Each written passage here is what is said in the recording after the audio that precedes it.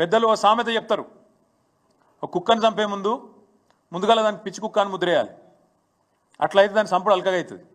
ఇప్పుడు రైతు బంధు పథకాన్ని కూడా బొందబెట్టే ప్రయత్నం ఈ ప్రభుత్వం చేస్తుంది. ముమ్మాటికి నేను మా పార్టీ తరఫున ఆరోపణ చేస్తా ఉన్నా.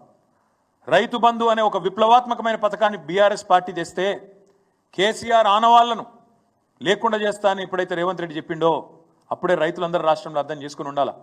దీన్ని కూడా ఖచ్చితంగా మింగేస్తాడు కాంగ్రెస్ పార్టీ, దీన్ని కూడా బొందబెడుతుంది రైతు బంధును అని. ఇవాళ నేను అడుగుతా ఉన్నా, నేను మన అసెంబ్లీలో కూడా అడిగినా, మళ్ళీ అడుగుతున్నా. రైతు బంధులో 22,000 కోట్లు పక్కదారి మళ్ళీ చెప్పి ఇవాళ బదనాం చేసే ప్రయత్నం చేస్తున్నాం అంత మంచి పథకాన్ని. నేను అడుగుతున్నా, వ్యవసాయ మంత్రి గారు, వ్యవసాయ అధికారులు, అదేవిధంగా రాష్ట్ర ముఖ్యమంత్రి చెప్పు, నువ్వు రేపు క్యాబినెట్లో మొత్తం లిస్టు పెట్టు. ఏ ఊర్లో నువ్వు చెప్పిన 22,000 కోట్లు ఎక్కడ దారి మళ్ళినాయి, అవి ఎవల ఖాతాలో పోయినాయి, లిస్టు పెట్టు, ఊరూరికి పెట్టు. ప్రజలు చూస్తారు. మేము అంటున్నాం, ఇది పచ్చి దొంగ మాట. 22,000 కోట్లు దుర్వినియోగమైనాయని చెప్పి నువ్వు మాట్లాడుతున్న, నీ ప్రభుత్వం మాట్లాడుతున్న మాట చెత్త మాట, దొంగ మాట.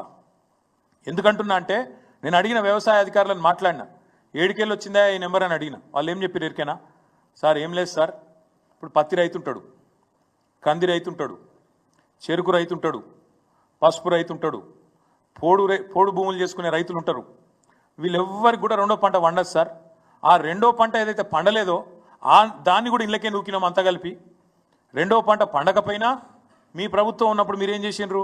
ఎందుకంటే పత్తి రైతు 8-9 నెలల పంట, అది మిర్చి రైతు 8-9 నెలల పంట, కంది రైతు 8 నెలల పంట. రెండో పంట వేసేందుకు అవకాశం లేదు. పసుపు, చెరుకు, అట్లాగే పోడు, వీళ్ళెవ్వరు కూడా రెండో పంట వేసుకునే ఆస్కారం లేదు. అయినా రైతు మంచిగా ఉండాలన్న ఉద్దేశంతో మా ప్రభుత్వంలో ఆనాడు మేము వాళ్ళందరికీ రెండో పంటకు కూడా పైసలు వేసినాం. పత్తి 44 లక్షలలో వండుతుంది, 44 లక్షల ఎకరాలలో వండుతుంది. కంది 7-8 లక్షల ఎకరాల్లో వండుతుంది.